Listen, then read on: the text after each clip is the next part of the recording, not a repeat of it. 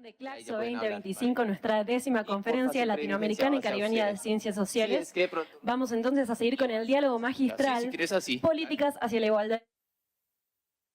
Hola, hola. Políticas hacia la igualdad de género, justicia y cambio social.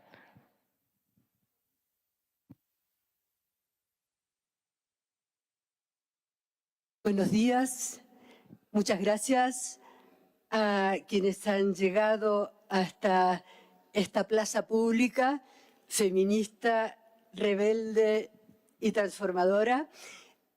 Un especial saludo a Ada Colau. Buenos días a Estela Díaz, bienvenida Citlali Hernández. Mi nombre es Marita Perceval. Tengo la alegría que hayan confiado la moderación de este panel a una persona que no es moderada, así es que será un desafío. Dicho esto, creo que la tentación de que las coordinadoras o coordinadores se conviertan en panelistas no será el caso. Simplemente decirles que para mí es un momento de inmensa celebración poder estar con 3 compañeras amigas, en donde compartimos la tenaz insistencia en la igualdad. Este diálogo va a ser metodológicamente tal como otros. Cada panelista va a tener unos 10 minutos, como los relojes de Alicia en el País de las Maravillas. Porque si estamos en un momento de profundo apasionamiento, lucidez plena, eso no se corta. Entonces, sí sugerimos 10 minutos y después volveremos. Veo que en metodología de las ciencias sociales también anda por acá. Entonces, después haremos un momento de poner las palabras que se han ido desilvanando y hilvanando en esta primera ronda, que se pongan en conversación entre estas 3 queridas y destacadas lideresas. Voy a leer brevemente. Yo diría es que las conocemos, pero saben que esta parte está bueno democratizar información para todas las personas que van a estar mirando después esta fabulosa conferencia de Claxo a través de los días y cada vez más en un mundo que cruje en crueldad y que el tema, el asunto de esta mesa es desafiante. Políticas hacia la igualdad, género, justicia y cambio social. A ver, ¿qué nos dice Ada Colau, presidenta de la Fundación Sentit Comú?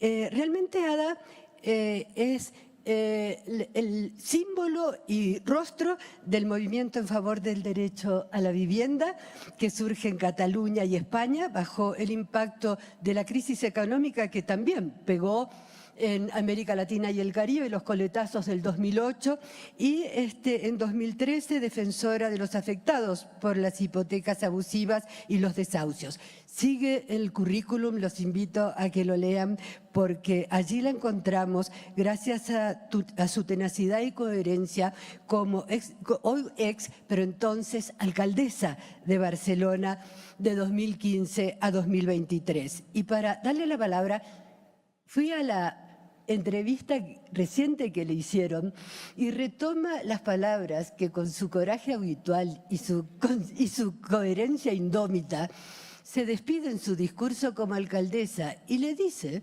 pues, a esa asamblea de dirigentes, dice, las élites de esta ciudad piensan demasiado en el beneficio a corto plazo y se olvidan de las consecuencias de su avaricia. Qué mejor palabra para decir bienvenida, querida Ada. Tenés la palabra. Muchísimas gracias. A los medios de comunicación españoles esas palabras no les gustaron tanto, así que celebro mucho que tú las valores en este foro.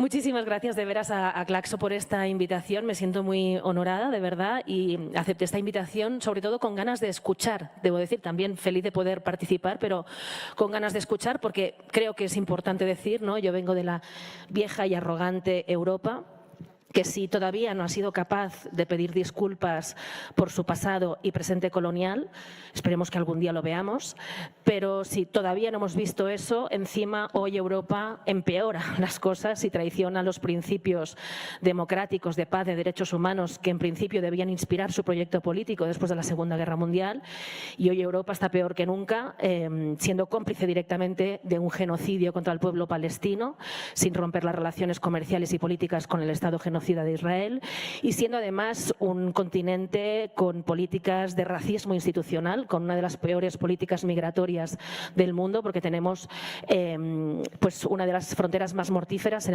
el mar Mediterráneo, donde miles de personas mueren, personas inocentes, por culpa del racismo institucional europeo. Entonces comprenderán que viniendo de Europa yo no pueda dar lecciones de absolutamente nada, ni de feminismo, ni de derechos humanos, pero sí que vengo como ciudadana con toda la humildad y con todas las ganas desde el respeto de tejer alianzas rebeldes con el sur global que esperemos que lidere una nueva fase decolonial, feminista y realmente defensora de los derechos humanos. Y con este posicionamiento... con este posicionamiento sincero, me preparé 2 ideas, porque con 10 minutos hay que ir muy al grano. Así que me preparé 2 ideas. Intenté buscar las 2 más propositivas, sinceramente, porque los tiempos ya son suficientemente difíciles. Entonces, la primera idea que quería compartirles es precisamente desde el conocimiento situado en base a mi experiencia como alcaldesa durante 8 años, pero insisto en decir que he sido más años activista social que alcaldesa y no pensaba en ser alcaldesa, nunca he sido una política profesional. Por lo tanto, fue algo accidental, colectivamente accidental, que llegara a ser alcaldesa de Barcelona. Pues desde esa experiencia municipalista quería compartirles la potencialidad que le veo al municipalismo para el título que nos reúne hoy aquí, ¿no? Para esta agenda feminista que queremos para el cambio social y la justicia social. Entonces, yo creo que al municipalismo siempre, todavía hoy, también desde las izquierdas, desde el progresismo, se le hace muy poco caso, se le considera la política menor de edad, ¿no? La hija pequeña de la política, la que tiene más dinero, eso es verdad, a los municipios se les da todavía hoy muy poco dinero, menos recursos, menos capacidad de hacer leyes y por lo tanto no parece que somos los que el municipalismo es el que gestiona la limpieza y algunos asuntos así del urbanismo y poco más, ¿no?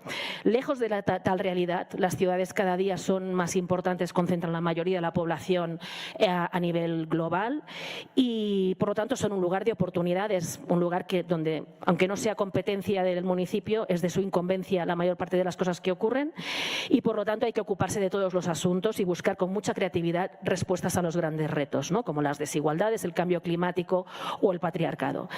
Entonces, reivindicando el municipalismo, creo que además tiene una potencialidad específica, porque algo que ya ha salido mucho en las conversaciones de estos 2 días, ayer en la inauguración, en la conciencia de la importancia que tiene para enfrentar los retos que tenemos ahora mismo el fortalecer las comunidades. ¿Qué política mejor que el municipalismo para fortalecer realmente la comunidad, no de palabra, sino en base a la experiencia y a los hechos? Entonces, si hablamos de fortalecer comunidades, el municipalismo, en nuestros análisis, debería ser una propuesta política que debería tener más importancia y habría que hacerle más caso. Segundo, en un tiempo donde tenemos tantos gobiernos estatales de extrema derecha, quizás el municipalismo sea una oportunidad para hacer alianzas municipalistas internacionales que desafíen desde lo local a esos estados gobernados por la extrema derecha. Desde esa perspectiva les comparto muy brevemente algunas ideas, porque tengo que resumir mucho, de la experiencia municipalista barcelonesa, donde con perspectiva feminista creamos por primera vez en todas las instituciones españolas, nunca se había hecho, una concejalía de feminismos y LGTBI. Digo que no se había hecho porque lo que había antes eran pequeños departamentos de políticas de igualdad. Y claro que estamos aquí reivindicando la igualdad. Pero en España, al menos, institucionalmente, se utilizaba políticas de igualdad para limitarse a hacer unas pequeñas políticas de igualdad de derechos formales y de prevención de la violencia y nada más. Nosotras no llegamos al Gobierno de Barcelona, el Gobierno popular al que yo representaba, no llegamos a la institución simplemente para gestionar los mínimos. llegamos. Llegamos con la experiencia de nuestras madres, nuestras abuelas, nuestras activistas feministas que arriesgaron sus vidas y nos precedieron para soñar con los máximos, para cambiar las reglas del juego y no solo para gestionar las migajas sobrantes. Por eso pusimos el nombre de Concejalía de Feminismos como un posicionamiento que luego fue replicado en un ciclo nuevo de política que hubo en España en los últimos 10 años, fue replicado en otras instituciones. Pero no solo cambiamos el nombre, por supuesto, sino que en esa Concejalía de Feminismos y LGTBI le dimos el máximo rango político a la interna y a la externa y lo situamos en el modelo de ciudad. Es decir, dijimos que no solo íbamos a reforzar, obviamente, cuestión de mínimos, políticas de prevención de la violencia contra las mujeres, políticas de igualdad, de oportunidades laborales, etcétera, ¿no? Obviamente reforzar y ampliar servicios, ¿no? para las mujeres, sino que veníamos a poner el feminismo en el corazón de la gestión municipal y del modelo de ciudad, que creo que es lo más interesante que les puedo compartir aquí. Entonces, desde esa perspectiva, claro que creamos servicios, por ejemplo, pues una cosa que no se había hecho nunca, el Centro Barcelona Cuida, para dar servicios a las personas que cuidan en la ciudad, de apoyo psicológico, legal y de otro tipo. Creamos un centro LGTBI también, gestionado por los propios colectivos LGTBI de la ciudad. Creamos nuevos protocolos, por ejemplo, de prevención de la violencia, que dieron grandes resultados, por ejemplo, la prevención de la violencia contra las mujeres en los espacios de ocio nocturno, el protocolo No nos callamos, no callem, que dio sus frutos con algún caso muy conocido que fue la detención del futbolista Dani Alves. Eso fue fruto de esa política municipalista creada en alianza con los locales de la ciudad, demostrando que el municipalismo podía transformar la realidad, como les decía, ¿no? Y con ese protocolo se supo intervenir. Luego, por desgracia, llegó la justicia patriarcal y un juez machista acabó absolviendo a Dani Alves. Pero el protocolo de ciudad funcionó y, por lo tanto, es un precedente que ahí queda y nos debe seguir animando. Pero además de crear esos servicios, como les decía, pusimos en el corazón del modelo y creamos un departamento de transversalidad de género para que el feminismo llegará a todas las políticas de ciudad. ¿Y eso qué quiere decir? Que transformamos la estructura interna, que por primera vez se logró la paridad de los máximos cargos directivos, no de los mínimos, los máximos cargos directivos tuvieron paridad de género en el Ayuntamiento de Barcelona, que tiene una estructura grande de 16.000 trabajadores públicos. Pusimos la mirada de la paridad en todos, por ejemplo, en cultura, en todos los festivales de la ciudad, que hubiera paridad en los carteles, pero que hubiera paridad también en los jurados que tenían que valorar los premios, que hubiera paridad en las personas y colectivos premiados con perspectiva de género y, por lo tanto, se transformaron muchas cosas que nunca habían tenido esa mirada de paridad. Pero además esa transversalidad de género, muy importante, la llevamos a donde está el dinero, porque el feminismo tiene que ir donde está el dinero, porque sin dinero no se transforman las políticas públicas. Entonces, llevamos la mirada feminista al presupuesto, llevamos la mirada feminista al urbanismo. Por ejemplo, pues poniendo como condición de que algunas las transformaciones urbanas importantes tuvieran informes previos, pues ambientales, económicos y de género, ¿no? Y entonces, por ejemplo, pues obligamos a que trabajadores públicos salieran del despacho y antes de hacer una transformación urbana tuvieran que pasear por el lugar concreto que había que transformar con las mujeres que vivían en ese lugar, porque eso de repente daba una perspectiva sobre cuáles eran las barreras urbanísticas reales, los focos de inseguridad y las soluciones completamente diferente a la que se puede tener desde un despacho con prejuicios e ideas preconcebidas, ¿no? Por lo tanto, ese departamento de transversalidad de género creo que es una de las experiencias más interesantes que puedo compartir aquí. El otro, como digo, es ponerlo en el modelo de ciudad. Nosotros vinimos a transformar la ciudad, no simplemente a cambiar y ocupar el lugar de otros gestores y, por lo tanto, en el nuevo modelo de ciudad que impulsamos y que transformó realmente la ciudad, nos lo reconoce todo el mundo porque es visible, ¿no? El modelo se llamó Superilla Barcelona, que sería como Supermanzana, básicamente para pacificar la ciudad, para quitar muchos coches y contaminación, poner las personas en el centro en toda su diversidad, poner mucho más verde y ganar el espacio público para democratizarlo y ponerlo en manos de la comunidad. Entonces, hacer muchos espacios que antes estaban tomados por los coches y la contaminación y el ruido para que estuvieran ocupados por niños, niñas, niñas, por personas mayores, por vecinos y vecinas que tenían espacios donde bajar a comer conjuntamente, a jugar a ping-pong, al ajedrez, a jugar en los nuevos parques infantiles que se hicieron con la propia participación de las niñas. etcétera, etcétera. O sea, un urbanismo que se transformó con esa mirada feminista, poniendo las personas en el centro, no los coches, no la productividad, no otras consideraciones que habían dominado el modelo urbanístico, no el turismo, no la especulación inmobiliaria, sino las personas, sus necesidades y las necesidades de fortalecer la comunidad. Eso nos llevó a muchas transformaciones. No solo fue un urbanismo, digamos, que redujo los coches, la contaminación, mejoró la movilidad, más transporte público, que por cierto el transporte público es lo que utilizan más las mujeres, más que los hombres. No solo fue una cuestión de movilidad, de lucha contra la contaminación y el cambio climático, sino de cambiar las prioridades de la ciudad. De repente, por ejemplo, le dimos todo el protagonismo a las escuelas. Creamos plazas, quitamos coches y creamos plazas delante de cada una de las escuelas en todos los barrios para pacificar los entornos escolares, para crear espacios de comunidad para la comunidad educativa y que no fuera un lugar simplemente donde aparcar los niños y las niñas durante el horario laboral, sino un espacio realmente de comunidad y de barrio. Y eso llevó a muchas otras transformaciones, donde las escuelas se convirtieron en protagonistas del debate de modelo de ciudad, en transformar los interiores de las escuelas, en invertir más en nuestras escuelas, en poner psicólogos gratuitos en las escuelas, porque detectamos que muchos de los conflictos que luego podían haber familiares, domésticos, etcétera, donde mejor y antes se podían detectar y prevenir eran las escuelas si había el apoyo suficiente, etcétera, etcétera. Entonces, como algunos ejemplos lo tengo que dejar aquí, de esa mirada feminista que cambió las prioridades realmente de la ciudad, con mucha más participación, con servicios sociales que cambiaron también su forma de trabajar desde la proximidad, colaborando con las entidades que están en la propia comunidad, etcétera, etcétera. Tengo una segunda idea que la puedo decir muy breve ahora, y ya termino, ¿sí? Pues voy con... Venga, gracias. La segunda idea muy breve que quería compartir aquí, la primera es la experiencia municipalista y el potencial que le veo. La segunda es, en este debate en el que estamos, ¿no? Este momento tremendo que estamos comentando estos días, donde vence la extrema derecha en tantos lugares, sube la escalada bélica, que se añade la crisis climática, aumenta la desigualdad, neoliberalismo desbocado, etcétera, etcétera. Yo quiero venir aquí con un mensaje provocadoramente optimista. ¿En qué sentido? Igual que creo que las izquierdas y el progresismo tenemos muchas cosas que revisar, ¿no? Porque si estamos en la situación en la que estamos es evidente que hay cosas que revisar, lo quiero hacer de forma constructiva, también con perspectiva feminista. De hecho, yo creo que no puede hablarse de un proyecto progresista sin el feminismo en el corazón de la propuesta, así que con esa doble mirada progresista-feminista creo que es hora de no dejarnos arrinconar en el resistencialismo. Eso es lo que pretende la extrema derecha, eso es lo que pretenden las élites económicas, situarnos en el rincón y ponernos a la defensiva.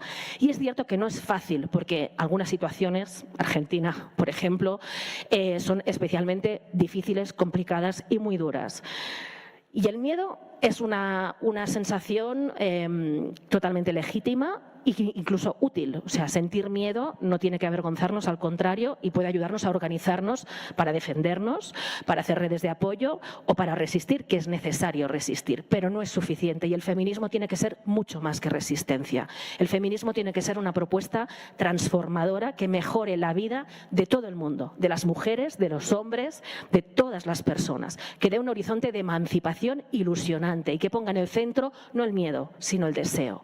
Por lo tanto, si la extrema derecha nos quiere enfadadas, nos quiere asustadas, nos quiere a la defensiva como feministas, creo que es momento de, evidentemente, que hay que denunciar la violencia política y la violencia de género, hay que denunciar la falta de servicios específicos, hay que reivindicar las políticas de cuidados, pero eso es de mínimos, es una cuestión de gestión de mínimos. Hay que seguir soñando, no podemos permitir que nos quiten la capacidad de soñar, porque la propuesta feminista lo mejor que le puede ofrecer al mundo entero es precisamente su capacidad emancipadora, su impugnación de las reglas del juego que son injustas. Y por ello yo creo que además del miedo, sobre todo hay que poner en el centro la emoción del deseo, porque ¿qué más movilizador hay que el deseo en el sentido más amplio de la palabra, individual y colectivo? Hay que trabajar a partir del deseo y con experiencias comunitarias que efectivamente trabajen a partir de los cuerpos reales, de la experiencia en primera persona movilizadas a partir del deseo de estar juntas y cambiar y transformar a mejor nuestra realidad. Y esto lo cierro con un ejemplo, para mí, el más contundente que he vivido en toda mi vida, que lo he vivido este año reciente. Seguramente todas las que estamos aquí conocemos muchas experiencias comunitarias que en situaciones muy difíciles, como por ejemplo la que yo viví con la plataforma de afectados por la hipoteca, han vencido colectivamente al miedo y han luchado desde la alegría de vivir y han luchado poniendo los cuerpos también, ¿no?, creando familia, tribu, comunidad. Yo la experiencia más brutal que me ha atravesado en este sentido, de muchas que he vivido comunitarias, fue visitar Cisjordania este año. Y les puedo decir que no solo viví la indignación de ver con mis ojos el apartheid, el colonialismo y, por supuesto, ahora el genocidio en Gaza, sino que lo que vi es un pueblo que es ejemplar en la defensa de la vida. Y te lo decían así, te recibían como europea, que me moría de vergüenza porque Europa estaba fallando cada día de manera vergonzosa. Y te decían, yo te abro las puertas de mi casa y te enseño que Israel lo que quiere es que yo abrace la cultura de la muerte. Y eso es lo que no van a conseguir. Palestina abraza la cultura de la vida. Y por eso mantenemos el sentido del humor. Bailamos. Nuestros niñas y niñas juegan en las calles, aunque las destruyan con las bombas en Gaza. No dejaremos de jugar, no dejaremos de bailar, no dejaremos de reír, no dejaremos de celebrar la vida, no dejaremos de recoger nuestras aceitunas de nuestros olivos, que luego vienen los colonos a arrancar esos olivos y aunque les tiren gases y les disparen, la población palestina va a recoger las aceitunas porque defienden la vida. Eso para mí fue una lección de feminismo de los más potentes y poderosos que podría compartir aquí con ustedes. Y ojalá que mi vieja y arrogante Europa se quite de esta terrible islamofobia que estamos sufriendo ahora mismo y de este racismo institucional y empiece a aprender un poco del feminismo palestino, que tiene tantísimo que enseñarnos. Muchas gracias.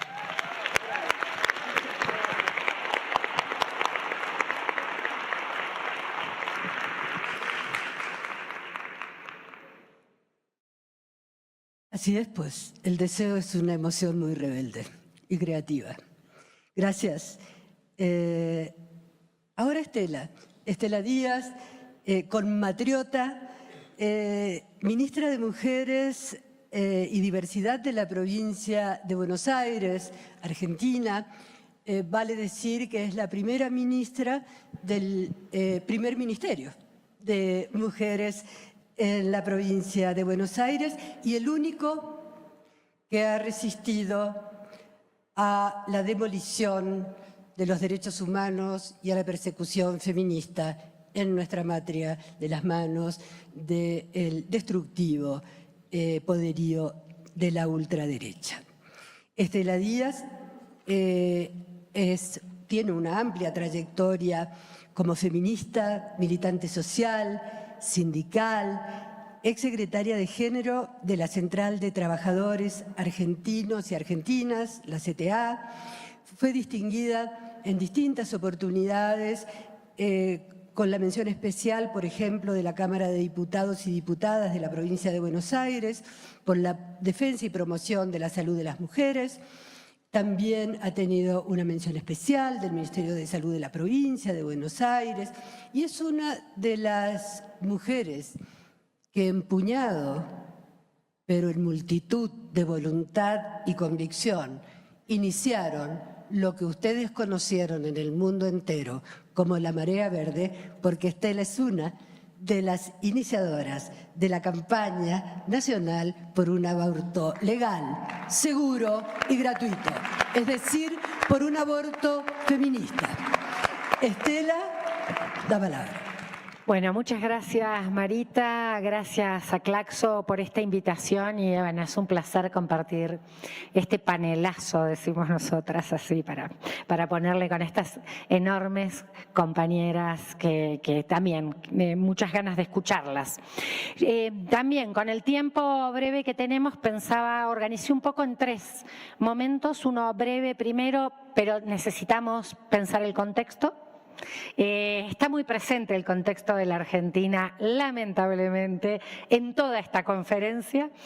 En un segundo momento, contar la experiencia de la provincia de Buenos Aires y la creación del ministerio, de este primer Ministerio de Mujeres y Diversidad.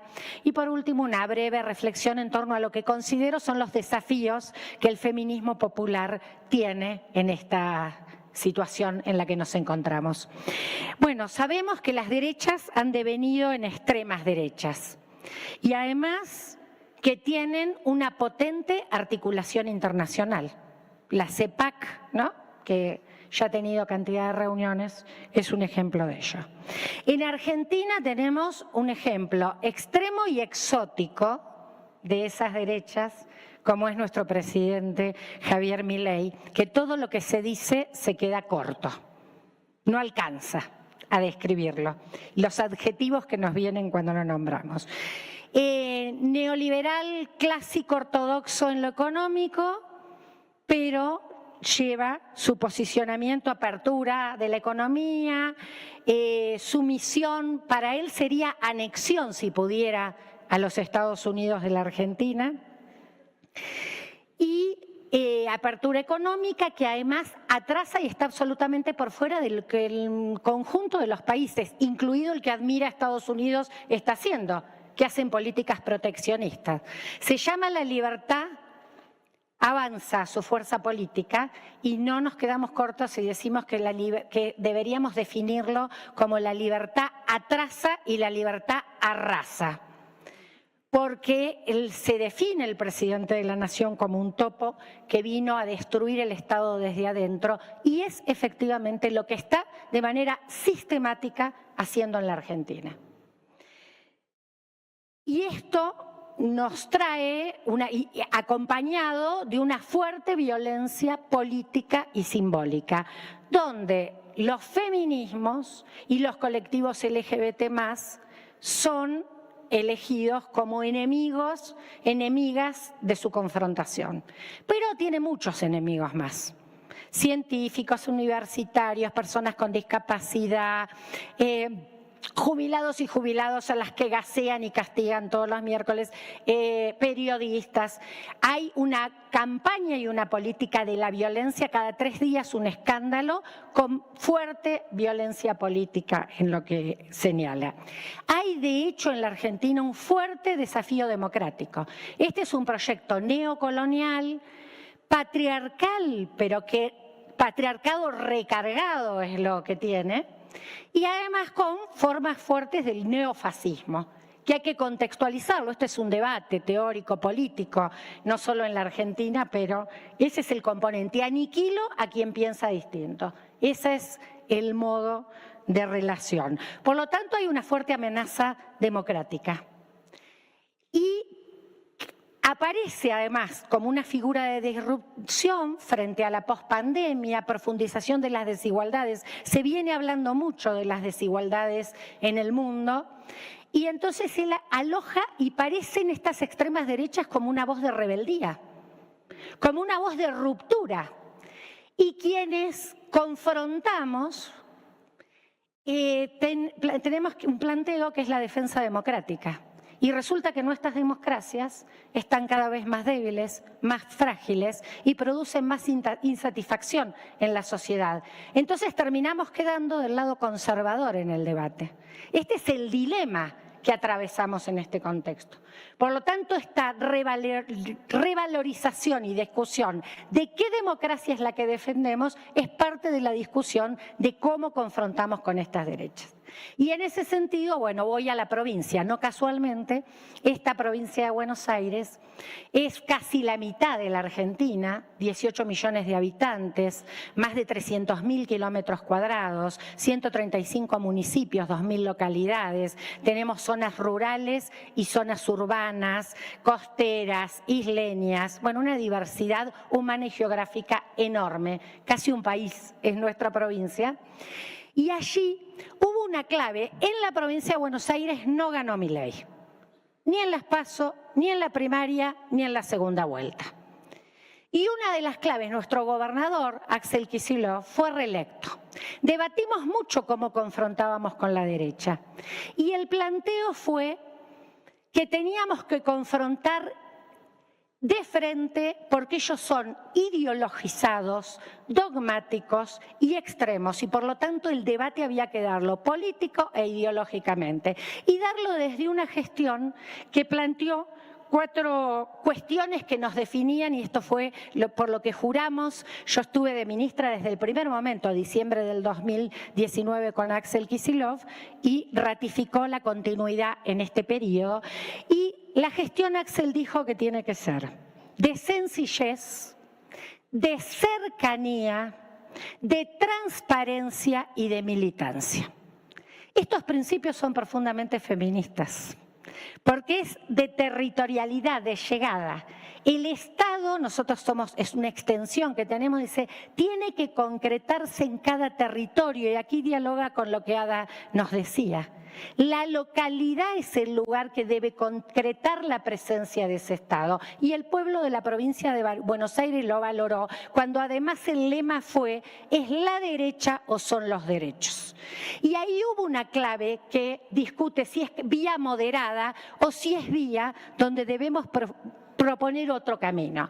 En la construcción del Ministerio de Mujeres y Diversidad, el planteo fue ser el organismo rector de las políticas de género, y que estas políticas debían ser transversales también al conjunto de gobierno. Presupuesto con perspectiva de género, plan de igualdad que tiene a 41 organismos y ministerios, más de 200 acciones, el trabajo, yo no las puedo detallar, pero el trabajo, la producción, los ámbitos no tradicionales del trabajo para las mujeres, las políticas de cuidado, la salud, la educación, la transversalización al conjunto de las políticas de gobierno.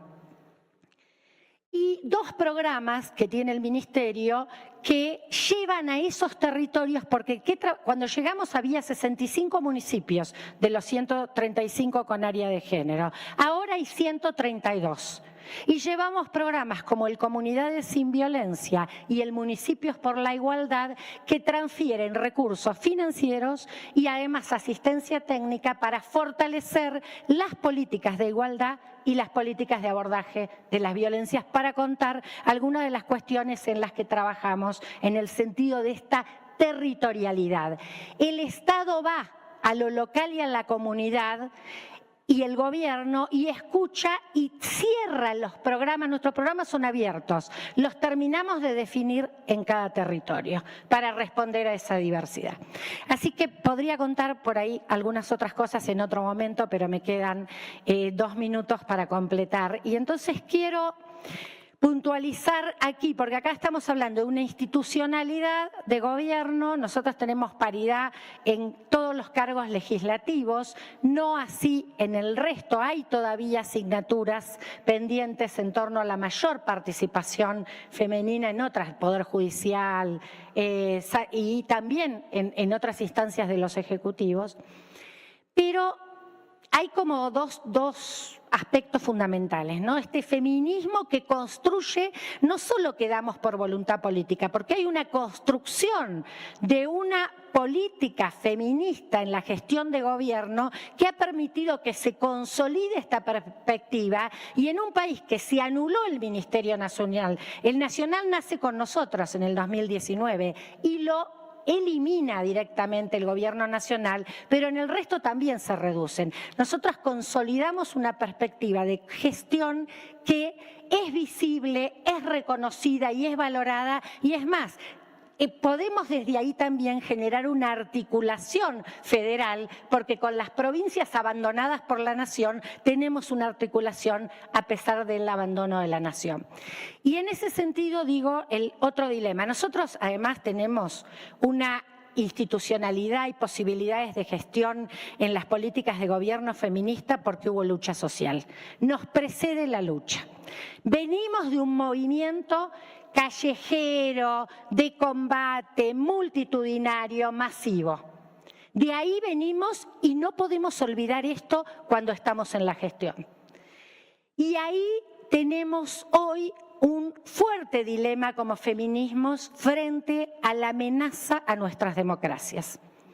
Hoy nosotros dependemos de 3 varones, patriarcas ricos de la Argentina, únicos integrantes de la Corte Suprema que están por detener a la ex 2 veces presidenta y vicepresidenta de la Argentina en una causa absolutamente alentada por la persecución política y sin pruebas.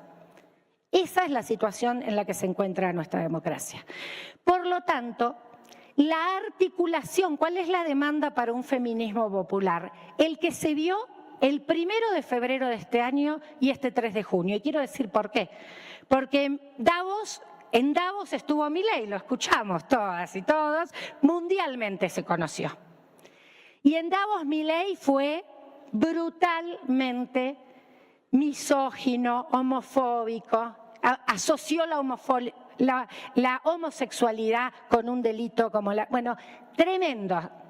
¿Qué hizo los colectivos LGBT en la Argentina? Asamblea multitudinaria, llamaron a una marcha el 1 de febrero desde el orgullo LGBT, pero a una marcha antifascista y antirracista. Esa convocatoria rompió corralitos y abrió fronteras. 130 ciudades de la Argentina se movilizaron, más de 20 países del mundo. Ese feminismo que dice vienen por todos y todas, no es nada más que por nuestra causa. Y el 3 de junio de este año fue los 10 años del Ni Una Menos. También es conocido porque la lucha del Ni Una Menos, como la marea verde, ha trascendido nuestras fronteras.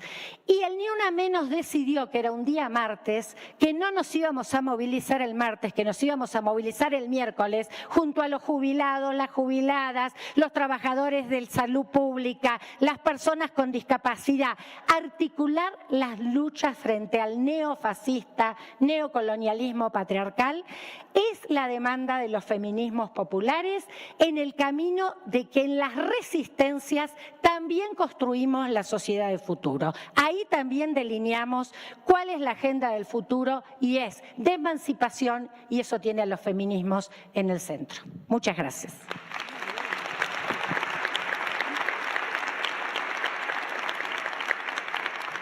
Muchísimas gracias. Realmente fue el tiempo justo y el momento exacto. Ahora es que nos permitimos empezar como si en nuestras cabezas Frida nos coronara de flores y rebeldías, y yo aquí tenemos amigas en común. Miren, esto de que México tenga una primera presidenta mujer, feminista, transgresora, revolucionaria, cercana. Es que, ¿de qué otra forma? Voy a leer quién es Citlali, compañera militante, querida amiga, Citlali Hernández Mora. Mujer joven. Y pongo énfasis en lo joven, porque es que en el feminismo no hay abismos entre el feminismo y el transfeminismo, y las feministas construimos feminismo intergeneracional, o si no, la interseccionalidad es un ejercicio académico y no un compromiso de vida. Dicho esto, mujer joven, mexicana, de izquierda, que ha desempeñado diversas funciones en la política mexicana. Ella es originaria de Iztacalco, alcaldía de la Ciudad de México, es comunicóloga, eso está re bueno, es comunicóloga por la Facultad de Ciencias Políticas y Sociales de la Universidad Nacional Autónoma de México, con especialidad en periodismo, es activista y defensora de diferentes causas sociales desde joven. En el 2015, con 25 años, atrevidamente se convirtió en la diputada local más joven por el distrito 14 de Iztacalco de la entonces Asamblea Legislativa del Distrito Federal. Bueno, sigue. Y entonces, después de una gran amiga, de una inmensa feminista de nuestra generación, como es Nadine Gassman, que era la presidenta del Instituto Nacional de las Mujeres, pues le abrimos los brazos a Citlali diciendo ¡Viva México! La palabra.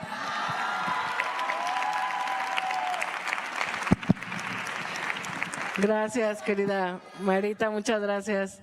Pues para mí es un honor, un orgullo estar con este panel que me parece que ha puesto sobre la mesa las discusiones más profundas que tendríamos que estar dando en cada rincón del mundo. Es decir, yo quisiera también dividir mi charla por lo menos en 3 momentos. Quisiera compartir el contexto que vive México, que la verdad pues nos tiene felices, orgullosos, orgullosas. Los mexicanos siempre somos muy patriotas, pero en este momento yo creo que tenemos un doble, un triple orgullo del momento que estamos viviendo.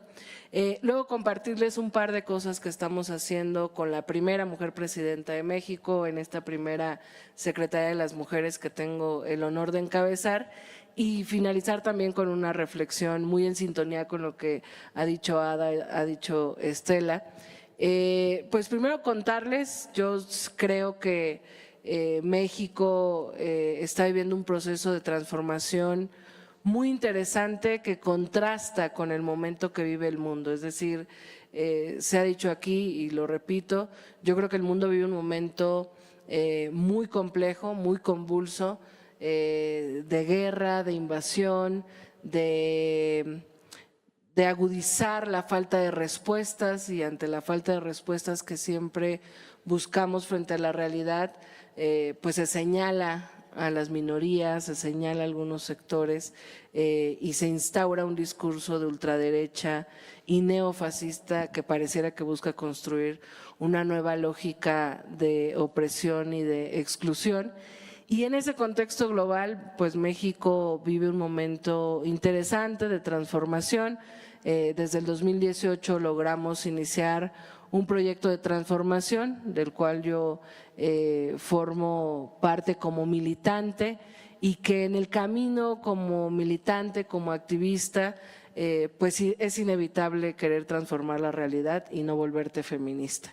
Y es muy emocionante que este proceso de cambio que inició en 2018, en esta segunda etapa sea encabezado por una mujer como la doctora Claudia Sheinbaum Pardo, que es pues la primera presidenta de México, y me permito decirlo también así, la primera mujer presidenta de Norteamérica, porque así es. Y en ese sentido, pues vivimos un momento interesante, es decir, México, como muchas partes de América Latina y del Caribe, tienen sociedades machistas, y que hoy tengamos una presidenta que además tiene el respaldo de la mayoría de la población, habla por un lado como de la posibilidad de profundizar la igualdad, la justicia, el combate al machismo, porque hoy vemos a una mujer tomando decisiones en nuestro país, conduciendo los destinos de nuestra nación, pero además en este contexto convulso, actuando con un tono profundamente femenino y feminista en el ejercicio del poder. Es decir, en esta relación con nuestro principal socio comercial, con nuestro vecino que es Estados Unidos, pues ha demostrado, y para muchos y muchas de nosotros pues es un ejemplo, mirar la habilidad con la que ha llevado esta relación. Entonces, bueno, estamos en la posibilidad, y así lo creemos, la presidenta es feminista, es transformadora, es de izquierda, y yo pienso que pues tiene muy claro lo que significa llegar y ser la primera, y ella ha instaurado desde la campaña una frase que no es un eslogan, es una convicción, es una especie de mantra, es llegué yo, llegamos todas. Y me parece que la construcción del llegamos todas pues es parte, digamos, de la profundización de lo que queremos hacer y de lo que estamos haciendo, y es como garantizamos en serio que lleguemos todas, sobre todo las más pobres. Es decir, no podemos hablar de una agenda feminista, de una agenda de transformación, si no cambiamos la vida de las más excluidas. excluidas. Y entonces la presidenta ha llegado como un símbolo y es profundamente emocionante, seguro ha pasado en otras partes del mundo y pasa siempre en la política cuando se ve a una mujer candidata, pero desde campaña ha sido emocionante mirar a las niñas, ver cómo miran a la presidenta con representatividad, con ilusión, en los mítines, cómo hay esa conexión de una nueva generación con una presidenta, como una especie de decir, sí yo puedo ser eso, ¿no? Una maestra contaba alguna vez que sus alumnas siempre querían ser princesas y hoy dicen queremos ser presidentas. Entonces inicia desde el símbolo, desde la representatividad, desde mirar todos los días en un micrófono a una mujer, tomar decisiones, hablarle a la gente cada mañana. Y bueno, no solo es el símbolo, no solo es la representatividad, decide la presidenta convertir el Instituto de las Mujeres, que dirigía nuestra querida Nadine Gassman, y que hizo un gran trabajo para avanzar hacia la igualdad, pero que elevar este instituto a Secretaría de Estado, pues sin duda da mucha más fuerza, mucha más posibilidad de actuación, de acción. Y nace esta primera secretaría, yo tengo el alto honor de encabezarlo porque siempre ser la primera en algo pues implica hacerlo doble o triplemente bien para que pues se queden sentadas las bases de algo nuevo. Y pues con la llegada de la secretaría, la presidenta decide presentar, son las primeras reformas que presenta como presidenta, reformas constitucionales y legales que elevan a rango constitucional la obligación del Estado para garantizar la igualdad sustantiva y que eleva también a un compromiso del Estado, lo que se le llama en términos jurídicos el reforzar los deberes del Estado para combatir las violencias hacia las mujeres. Estas reformas constitucionales y legales, que entre otras cosas llevan la paridad que ya tenemos, o sea, hoy es el momento en el que en México más mujeres estamos tomando decisiones, hay paridad en las dos cámaras, es el momento en el que más gobernadoras tenemos, pero en estas reformas se lleva la paridad también a los municipios, que coincido con lo que decía Ada, me parece que es fundamental y es clave y estratégico para profundizar en las políticas de igualdad. Se prohíbe la igualdad, la desigualdad salarial, es decir, se dota, digamos, de un marco legal el poder combatir esto que lamentablemente sigue pasando, de que un hombre y una mujer con un mismo cargo y un mismo puesto ganen diferenciado. Y estas reformas son un antes y un después, y es creo que el principal reto de nosotras, y voy acelerando porque ya me queda poco tiempo, porque además trastoca lo que yo creo que es un reto en general en el mundo, pero en nuestro continente, y es la procuración y la garantía de justicia. Es decir, en esta reforma se plantea también la necesidad de que en las fiscalías haya perspectiva de género, que las personas juzgadoras estén obligadas a que tenga esta perspectiva de género en los juicios, a que haya unidades especializadas de contexto que permita tomar decisiones pues desde una lógica pues sí, desde una perspectiva de género y no desde la lógica patriarcal que a veces existe en el sistema de procuración de justicia. Entonces, llega la presidenta, se crea la primera Secretaría de las Mujeres, se aprueban estas reformas y ese es, digamos, nuestro marco de actuación, porque lo que nos toca, y yo no encuentro otra expresión, así lo veo, así lo siento, así lo hacemos, nos toca agitar todo el aparato del Estado para ponerlo al servicio de la igualdad y para que aprovechemos este sexenio en el que por primera vez tenemos una visión de igualdad, una visión feminista, una visión con perspectiva de género desde la presidencia de la República. Y nuestro proyecto de transformación que vive México no se entiende solo con leyes o solo con política pública. Algo que me parece fundamental y que para nosotros es clave es que este proceso viene acompañado de un proceso de revolución de conciencias.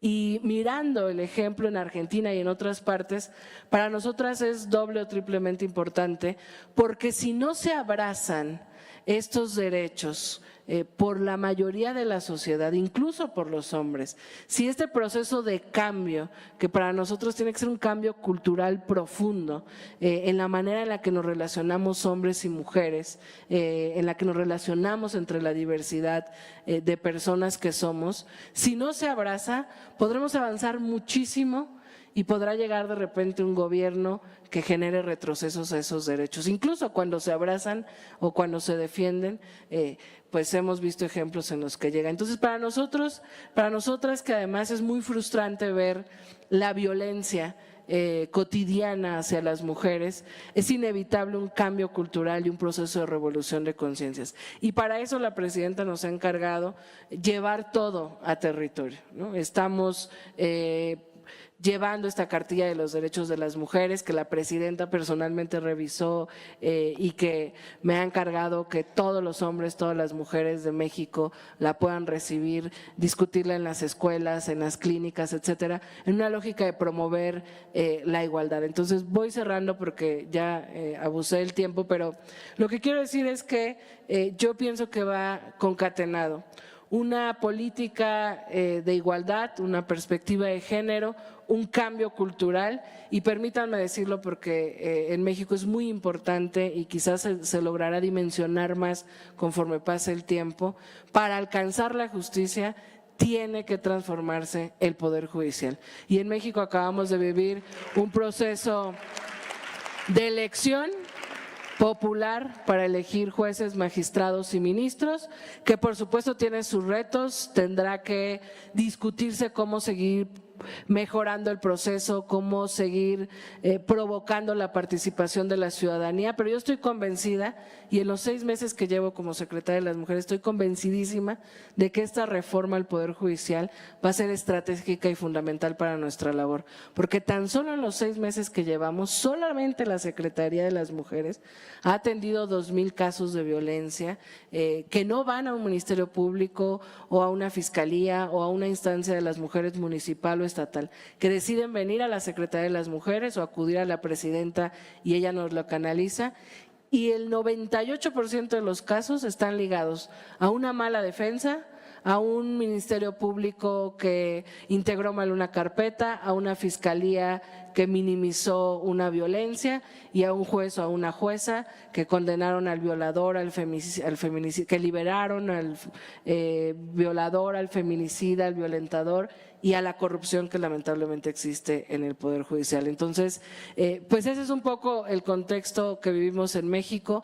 Concluyo diciendo, yo estoy convencida que la lucha en nuestras sociedades es constante entre quienes quieren conservar el status quo y quienes queremos transformar nuestras realidades. Y en el momento global que estamos viviendo, estoy convencida que hay una aberrante lucha política e ideológica y de conquista social para tratar de todas las respuestas no otorgadas y toda esta crisis, acusarla o canalizarla en las mujeres, en la diversidad sexual, en los migrantes, este discurso que genera sentido en algunos sectores de la sociedad y que va gestando este respaldo social y popular al neofascismo, que no podemos negar que muchos de los gobiernos fascistas que han llegado al poder en los últimos tiempos han llegado con respaldo social. Y yo creo que ahí hay otro reto del feminismo, es decir, no solo cómo vamos dando resultados en cambiar la vida de las mujeres, sino cómo vamos avanzando en cambiar nuestra sociedad hacia una sociedad más armónica, más justa, más igualitaria, pero con una conciencia totalmente distinta. Cuando Donald Trump dice que no hay trabajo en Estados Unidos por culpa de los migrantes y genera odio hacia los migrantes, es parte de esas respuestas que le están generando sentido a un sector. Y yo pienso que el mayor reto que tenemos en el ejercicio del gobierno en este momento en México respecto a la tarea que yo encabezo, pero creo que es un reto compartido, es cómo logramos avanzar en la garantía de los derechos, pero con un cambio de conciencia social.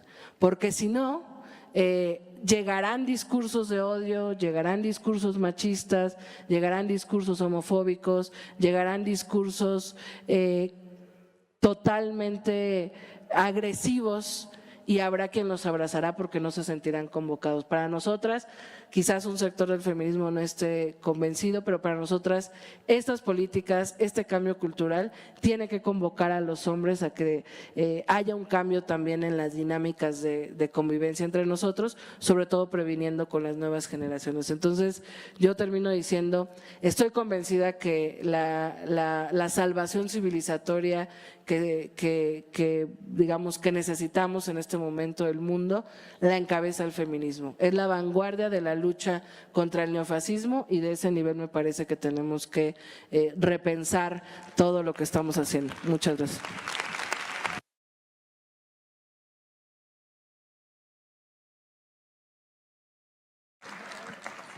Muchísimas gracias.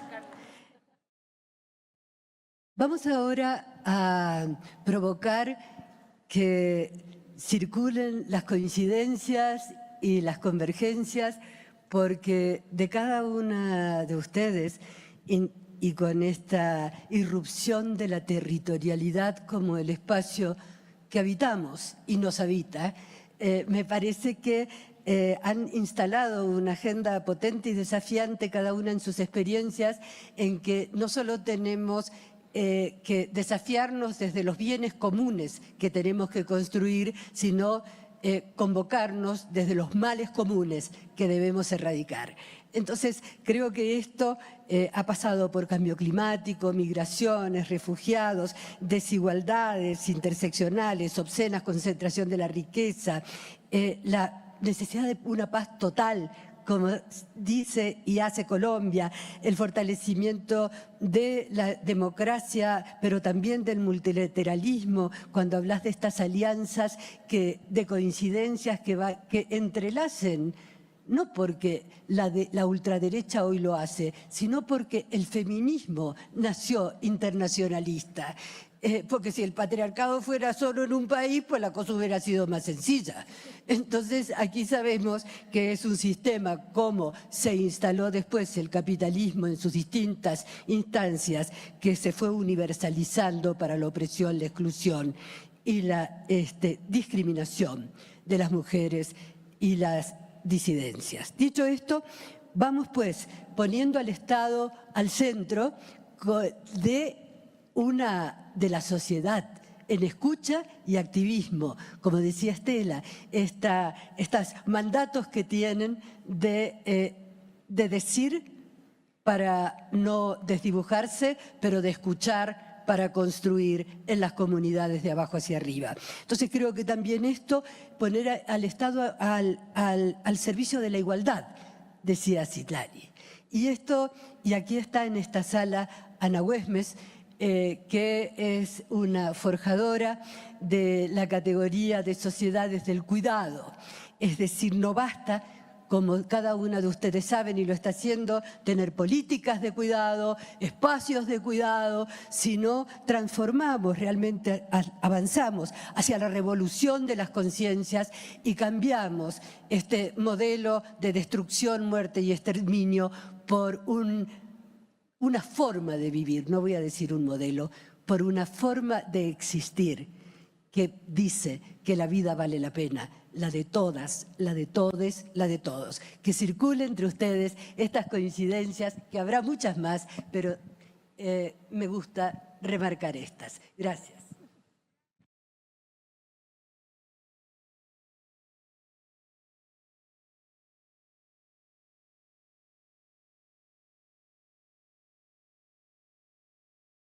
Como decían algunas feministas, que las feministas no solamente estamos en las calles, somos provocadoras políticas, activistas sociales, sino también que andamos siempre despeinadas. Así es que despeinen el panel y vayan diciendo. Bueno, yo solo agrego algo que me parece que Ada dijo y me gusta mucho.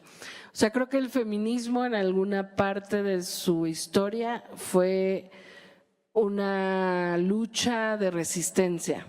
Y yo creo que la diferencia entre la resistencia que ha sido el feminismo y la urgencia o la urgente necesidad de que hoy sea la vanguardia de un cambio social, nos convoca a muchas cosas, es decir, a todas estas reflexiones que hemos planteado, así avanzar, yo pienso, como gobierno nacional, etcétera, pero no podemos no hacer nada con los municipios, ahí hay muchísimo que hacer y que a veces en los gobiernos suele ser lo más abandonado, lo más ignorado, lo que tiene menos presupuesto, pero siempre lo más cercano, lo más territorial. Entonces, yo solo acentuaría, digamos, además de las coincidencias varias, eso, o sea, que el feminismo pase de ser un acto de resistencia a una urgente necesidad de vanguardia. Solo estoy convencida, solo con la lucha feminista vamos a poder transformarlo todo, cuestionarlo todo y reinventarlo todo para el bien vivir, para el bienestar, para lo que debería estar pensando una sociedad, que es ser felices, ¿no?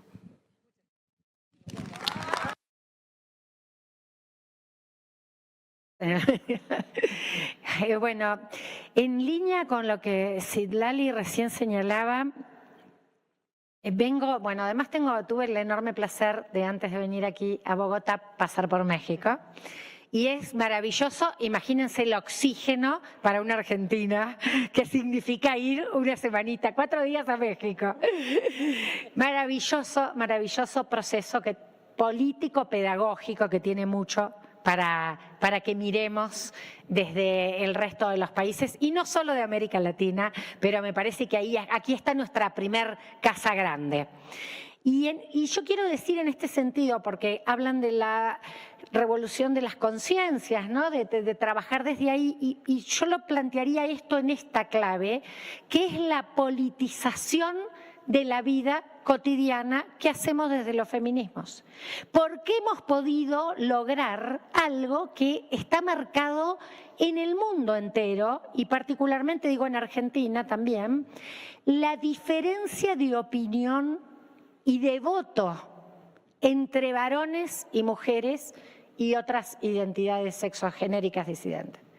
Clarísimo, digamos, las mujeres hemos construido en el proceso de luchar por nuestros derechos, por la ciudadanía, por la voz, por la presencia, una politicidad de la vida cotidiana que nos permite construir fronteras frente a las extremas derechas.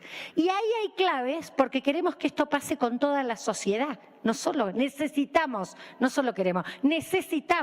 que mujeres, varones, lesbianas, travestis, todas seamos parte de la construcción de esta frontera democrática. Entonces, la politicidad de lo cotidiano nos da una dimensión que permite que en todos los niveles estemos pensando enojadas, reclamando mejor Estado, mayor eficiencia, terminar con las desigualdades, pero no vía extrema derechas. No vía extrema derecha, sino con gobiernos populares, nacionales, de izquierda, progresistas. Y ahí diría 3 ejes: soberanía, democratización y los cuidados en el centro de la vida, como aspectos de esa programática. Y en ese sentido, señalar que a pesar de lo que están haciendo Milei y que habla de la batalla cultural, toman conceptos feministas. De Gramsci es la batalla cultural para dar la vuelta. Bueno, no han ganado la batalla cultural, solo han ganado un proceso electoral.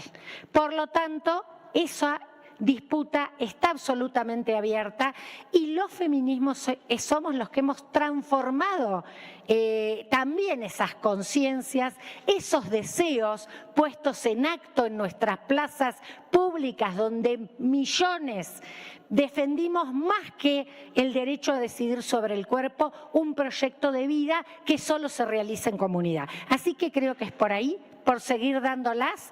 Estamos pasando un momento difícil, pero más temprano que tarde va a volver a triunfar un proyecto que ponga en el centro la felicidad de nuestro pueblo. Muchas gracias.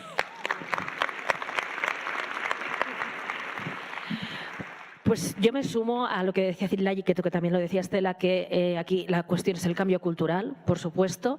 Entonces también de algunas experiencias de las que yo he formado parte o he estado muy cercana, aprendizajes que me gustaría compartir en este sentido. Creo que es importante que recordemos que los gobiernos progresistas feministas deben acompañar, reforzar y dar poder a la ciudadanía para que siga con ese cambio cultural. Nunca deben sustituirla. Eso me parece una lección básica que hay que irnos recordando. El movimiento feminista es diverso, es plural y debe ser siempre autónomo, gobierne quien gobierne, aunque sean las nuestras. Y no solo eso, sino que para reforzar ese cambio cultural que debe ser liderado desde la ciudadanía y desde los movimientos sociales como el feminista, una de las prioridades cuando se llega a una opción de gobierno, sea a nivel local, sea a nivel estatal, el que sea, uno de los aprendizajes que yo hice es que es fundamental no solo hacer políticas sectoriales feministas, ¿no?, como puede ser la de cuidados, como puede ser la de prevención de la violencia, la redistribución, la igualdad de oportunidades, sino que también tienen que haber políticas que sean para dar poder a la ciudadanía. Es decir, todo aquello que, por ejemplo, transforme el espacio urbano y lo cambie, y aunque se vaya luego aquel gobierno, ese espacio queda transformado y queda en manos de la comunidad. Que genere infraestructuras que sean gestionadas por la propia comunidad, por ejemplo, infraestructuras de economía social en manos de las colectivas que están en los territorios, que puedan así tener su subsistencia y puedan reproducirse con mucha más facilidad teniendo infraestructuras gestionadas por ellas mismas y no por la institución de turno, porque luego llega un cambio de gobierno y entonces será mucho más difícil de cambiar si efectivamente se han dado infraestructuras a las cooperativas, a la economía social, etcétera, etcétera. Si se ponen en marcha, por ejemplo, procesos fuertes de participación como los presupuestos participativos, que una vez que se ponen en marcha y funcionan es difícil de desmontar. Eso da poder a la ciudadanía. Por lo tanto, no pensar solo en políticas sectoriales, sino en hacer políticas que den poder a la ciudadanía para que luego cuando cambie el gobierno la ciudadanía tenga más poder que antes para defenderse, para seguir construyendo y para seguir avanzando. Y la última cosa también como aprendizaje que me parece pertinente en el contexto actual es que para apoyar e impulsar el cambio cultural siempre debemos preguntarnos qué le interesa al poder patriarcal, qué le interesa, por ejemplo, de nosotras, ¿no?, que nos sintamos solas, que nos sintamos aisladas, que nos sintamos deprimidas. Bueno, combatir eso en la política concreta dentro y fuera de las instituciones. Por ejemplo, a mí una cosa que me llama la atención es en este momento donde tenemos estos machos alfa tan arrogantes y exhibicionistas, ¿no?, de su poder y de su estupidez. Y, por ejemplo, vemos a Elon Musk haciendo el saludo nazi con impunidad. Y a mí me llamó la atención que tantas compañeras reprodujeran esa imagen en las redes, porque reproduciendo sus imágenes estamos reiterando su poder y reiterando nuestra impotencia. Entonces preguntémonos qué palabras nos dan poder a nosotras y les quitan poder a ellos, qué imágenes nos dan poder a nosotras y les quitan poder a ellos. Pongamos nosotros el foco no en su poder, sino en nuestro poder y en nuestra potencialidad y reproduzcamos esas imágenes, esas experiencias, esos mensajes desde la alegría de vivir, desde la alegría de transformar colectivamente. Eso era simplemente, y la última cosa que quería decir es que tuve la suerte de conocer a Claudia antes de que asumiera la jefatura de gobierno de la ciudad. Me vino a visitar cuando yo era alcaldesa de Barcelona. Me sorprendió entonces su seriedad, su austeridad, su honestidad y el sentido de la responsabilidad que tenía. Me ha impresionado más con el paso de los años ver su capacidad de aprendizaje y de sumar virtudes a sus capacidades de gestión. Y hoy, efectivamente, como decías, no es solo la presidenta de México, es la presidenta de muchas más, no solo de las feministas, sino en general creo que de las poblaciones del mundo, que estamos muy felices, por ejemplo, de que haya anunciado que va a ir al G7 próximamente y así frente a Trump tendremos a nuestra líder, presidenta también de gran parte de la humanidad para defender la dignidad. Muchas gracias. Muchísimas gracias. Bueno, termina, pero va a seguir. Muchísimas gracias a cada una de ustedes, a cada una de ustedes. Cierro con ideas muy fuertes, con convicciones muy profundas que se han compartido, que no se habló de reforma. Vieron que la palabra reforma no apareció. Reforma fiscal, reforma económica, sino directamente pusimos las cosas con su nombre.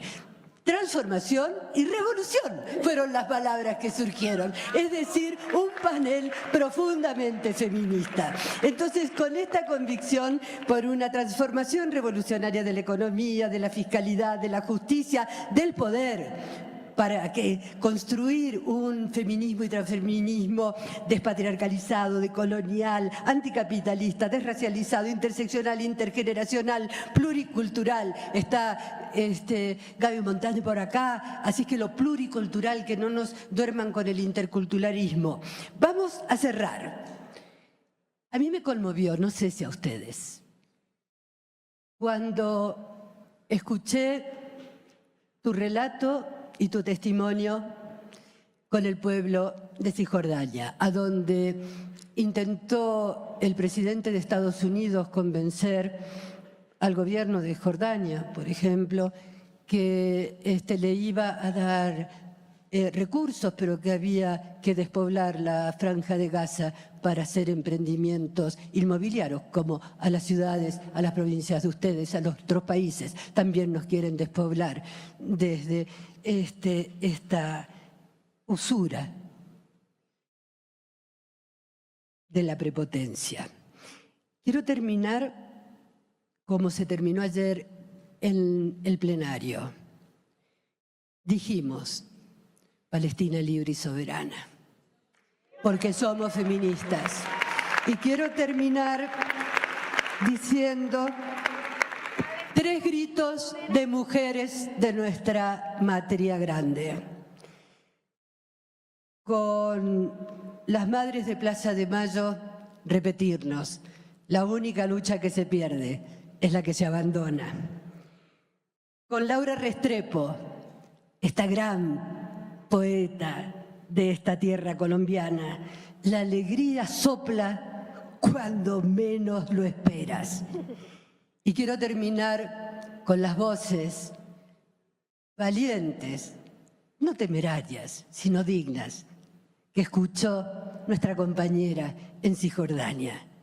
Aunque caigan bombas sobre los olivos, las feministas, junto al pueblo, vamos a recoger las aceitunas. Gracias.